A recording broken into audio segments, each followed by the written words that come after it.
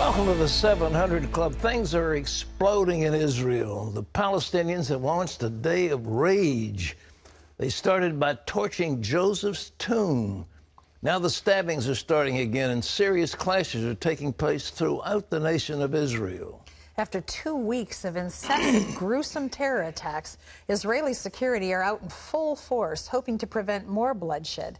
Charlene Aaron has the story. A Palestinian posing as a photojournalist wearing a safety vest and carrying equipment stabbed an Israeli soldier today. He was shot and killed. The incident was caught live by a Hamas TV crew. Ahead of the Day of Rage, rioting Palestinians burned the tomb of the biblical patriarch Joseph in Nablus. In a surprise move, Palestinian Authority Chairman Mahmoud Abbas condemned the arson attack. Days of rage usually include Palestinian rioting and confrontation with Israeli troops at flashpoints in Judea and Samaria or the West Bank. Prime Minister Netanyahu told journalists that incitement is behind the current wave of terrorism and violence. First on the Al-Aqsa Mosque and the outrageous claims that we are changing the status quo there or intend to destroy it. And now we have a new big lie. That new big lie is that Israel is executing Palestinians. Abbas accused Israel of executing what he called an innocent Palestinian boy who stabbed an Israeli boy his age. First of all, he's not dead, he's alive. This Palestinian terrorist is now being treated in Hadassah Hospital in Israel. Netanyahu said the trouble doesn't have anything to do with whether or not there are peace talks. They're attacking us not because they want peace or don't want peace, it's because they don't want us here. Tension in Israel is palpable. Many Israelis are staying away from public places. Others aren't giving in. I've never seen a time like this before in my entire life. I've heard about it when I was a kid, about Second Intifada, but I never felt this way. Yeah, it is sometimes. It's scary to walk around, but it's not that scary because I believe in God and I know He's gonna help us. Charlene Aaron, CBN News.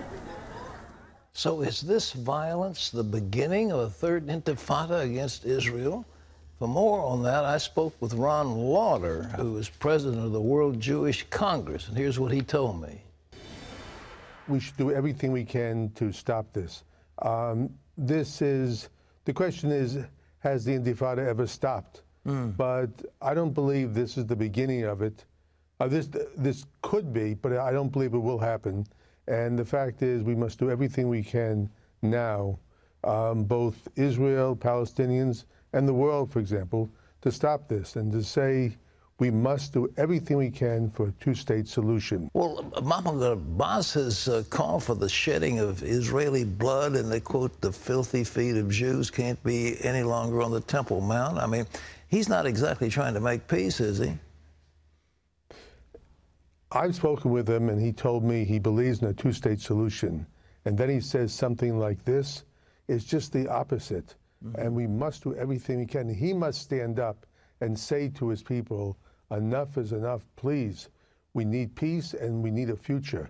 And for him to give a speech at the UN talking about the Oslo Accords and saying that they're no longer valid is, again, counterproductive.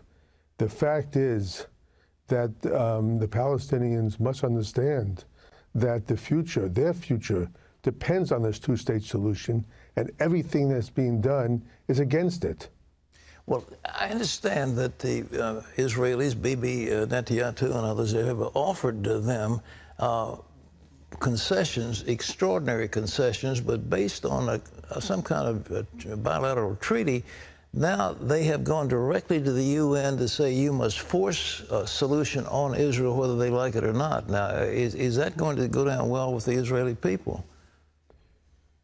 No, the Israeli people want a two-state solution, but as time goes on, they believe more and more that it will not be possible. Now, what's happening also is that very often what is being attacked on the behalf of the Jewish people is also an attack on the Christian people, because they're really talking about the fact of who belongs there. This is a Jewish, Christian, Muslim place, as well as must be all three. We must all live together. That is the critical question. And the leader the leaders have to be able to do it, particularly the Palestinians. They must be able to say, enough's enough. And when children go out and kill because they want to be martyrs, what does that say? And when Abbas gives a speech about one child being killed, executed, and then it turns out the child is in a hospital, an Israeli hospital being treated, what does that say? We must do what we can. But also, I was watching MSNBC this morning, and it says, Jewish extremists cause problems. And you read in certain papers, 2 Palestinian youths killed. They don't say that these are terrorists who stabbed somebody 15 times. And the fact is, we must understand that this is a question of people being incited to create violence. You know, I met several times with Yasser Arafat, and Arafat didn't want peace. He got money from the other Arabs by causing trouble, and the original Intifada was his deal. I mean, he had everything that was, every concession Israel could possibly give him, and he still wanted to fight. And I wonder if the leaders feel the same way as he did. Well, I must tell you, I've never met with Arafat, but I have met with Abu Mazen, and I will say to you that he's told me he wants peace, he wants a 2-state solution, and he would like to find a way to do it. The question is, sometimes there are outside forces that push him to go one way or the other. The real aspect is, if he was able to stand up and say, I want peace, I want to be able to find a way with Israel, it would change dramatically the whole scene. But when he gives a speech at the UN talking about getting rid of the Oslo agreements and changing things, it doesn't help. Pat, can I say one more thing? Yes. I've been fighting strongly about talking about what's happening to Christians in the Middle East. They're being killed, they're being pushed out of their homes, and we hear nothing about it. And I ask you again, why are we hearing nothing about the killing of Christians all over and destroying of all Christianity outside the Middle East? And the fact is, we Jews have learned what happens when the world is silent. And this is what's happened. Well, I think there are not many people who are aware or really concerned. You look at a city like Mosul, this is 100% Christian, suddenly there are no Christians left. I mean, it's like the Muslims want to eradicate. It's genocide and a major issue going on, and the world is silent. And they're the voices like mine, but I'm just one of a few that is standing up for the rights of the Jewish people and the rights of Christians. But I think we need to stand together in this, and I'm glad we are.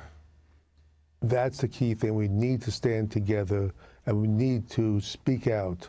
Silence and indifference are the greatest enemies of both the Jewish and the Christian values, and we must speak out. And I thank you very much for the words you've said in the past. Well, thank you. On behalf of the Jewish people, we thank you. Well, together we're friends, and I'm glad we're going to stand against oppression, whatever comes. And thank you for being with us, Ron Lauder. Thank you. Honored to be here. Well, it's not getting any better in Israel. An ISIS hacker has been caught after stealing information about the U.S. military. Ephraim Graham has more on that story from the CBN newsroom. Here's Ephraim. Pat, police in Malaysia have arrested a man accused of hacking U.S. military information and giving it to the Islamic State. Investigators say Ardit Farisi stole the personal information of more than 1,300 U.S. military and government personnel. Farisi is a citizen of Kosovo, a mostly Muslim nation in the Balkans, where the U.S. has a large military base. Investigators say he was in contact with a senior member of ISIS in Syria. ABC News reports the ISIS leader tweeted he had a 30-page document containing American military information. Here at home, it is going to be a wet winter for the U.S. this year. That is the prediction from the National Oceanic and Atmospheric Administration. It says the season will be heavily influenced by one of the strongest El Niños on record. That means the U.S. will see lots of rain, but not necessarily the same amount of snow. The extra rain could be good news for California, which is dealing with a serious drought. But but it could spell trouble for a ground that's so dry it can't quickly absorb the water. That was the problem Thursday when rain caused flash floods and mudslides, shutting down roads north of Los Angeles as rivers of mud flooded over cars, creating havoc on the highways. Faith films are riding a wave of success in Hollywood and at the box office. Woodlawn is set to be the latest to hit theaters. It is an epic football film on the real-life struggle of integration in the segregated South. Mark Burnett and Roma Downey signed on as executive producers after seeing the film. I connected with the husband and wife team for this exclusive look at their latest project. I can see it in them kids' faces.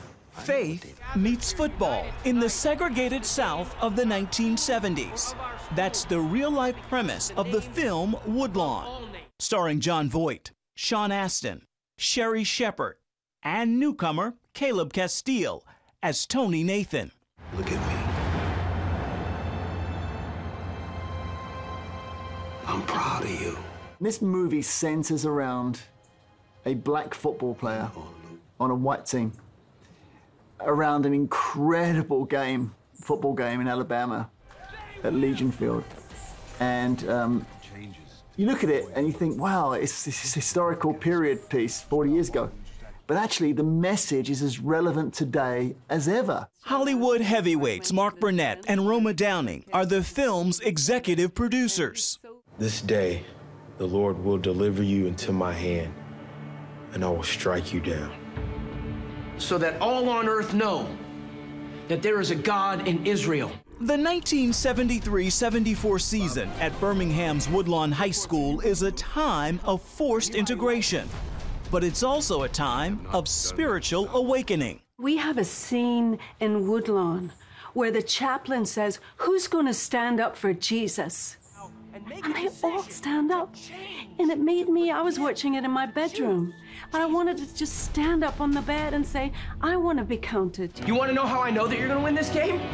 Because it's not about you. Nobody out there knows what's happened with this team.